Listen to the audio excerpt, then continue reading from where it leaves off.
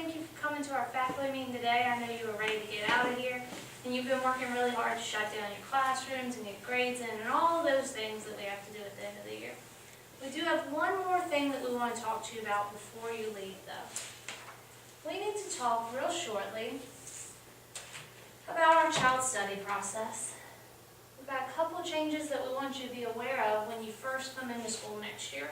So you know that our child study is called our instructional support team. And it's part of the pre-referral process. Just means that before a child is in special education, they have to go through this process typically. The purpose of our discussion is just in the purpose of referring children to child study is to address learning, behavior, communicative, or developmental problems, to focus on things that you can do as teachers. It's all before they're in special ed, so we want to help you and support you in your classrooms.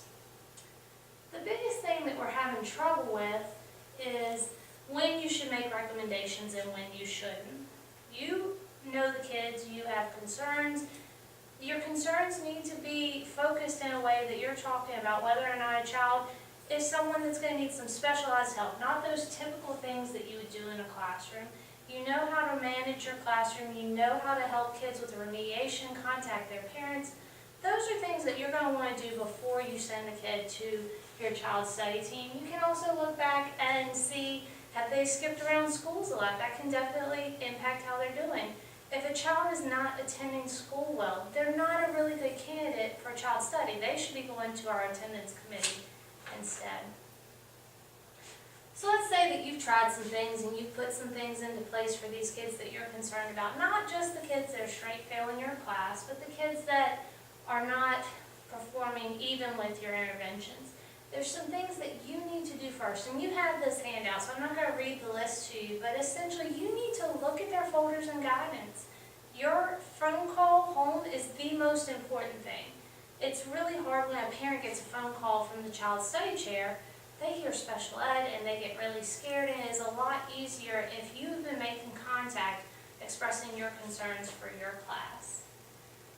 Another thing that we found this year was that teachers weren't sure what to try with kids, and so also you have a list of some things that you could try, new seats, things that you know as good teachers. Ask for help from your administrators if discipline is a big problem. Talk to your special ed teachers, even for students that aren't special ed. They are great behavior managers and can help you do some of those other things. Also collaborate with the students' other teachers. You know, if a kid's doing really well in carpentry, but really bombing it in English, well, what's the difference? Do they feel connected to Mr. Bolzar? And then you have some things that you're going to have to do. And I know this looks long because it's a little list, but basically we want you to contact the parents and ask about the kids' history. Have they been to 4 schools? Do they not come to school? Have they been in special ed before? Have they been on child study? Are they already on child study? You shouldn't be re-referring kids. And you can find all of that in their folder. And so what happens is you fill out a form and you hand it to the child study chair, and then maybe you feel like you don't hear back. But these are the things that are happening. You should get a list of recommended strategies beyond what you've tried. And also the folder, the kids' folder is a wealth of information, and it's getting updated all the time. And you're certainly, as the kids' classroom teacher, able to go and take a look at that. So I know that this is kind of last minute for end of the year, but I want you to be thinking about it when you get new students at the beginning of next year and you have concerns. So any questions? Okay, Mr. Shields is going to talk to you about closing down your classrooms and getting ready to go home for the summer. All right, I know everybody's ready to get out of here and get home for the summer, but just a couple of things before we head out.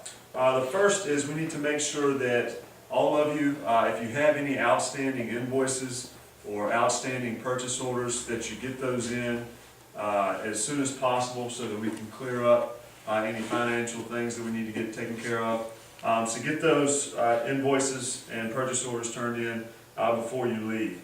We need to make sure all computers are unplugged and any electric equipment is unplugged. So when the fire marshal comes in 2 days, he can make a quick sweep through things, and we can start the cleaning process as soon as possible. Also make sure your rooms are arranged neatly you've gotten everything out of the floor. Any personal items that you may have in your room, make sure those are put away. You know, we're going to have people in and out of the building all summer long, so you want to make sure anything that you have personal is put away so that those things aren't tampered with, so that our custodians can get the building nice and clean for us next fall. Any textbook forms, if you have any missing textbooks, any missing laboratory equipment, anything like that, that we're going to have to put or send a fine to the students, you need to make sure you turn that in so that we can get those out, because we're actually going to hold their report cards until we get that stuff in. So we need to make sure we have all of that information in before you leave.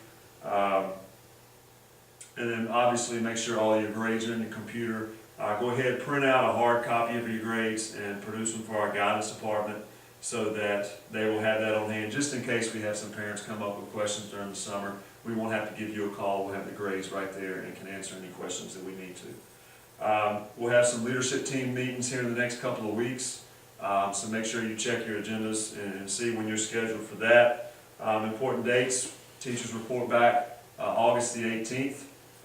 And then the students will be back August the 24th. It'll be here before you know it. So you guys have a great summer. We appreciate all your hard work this year, and see you in August.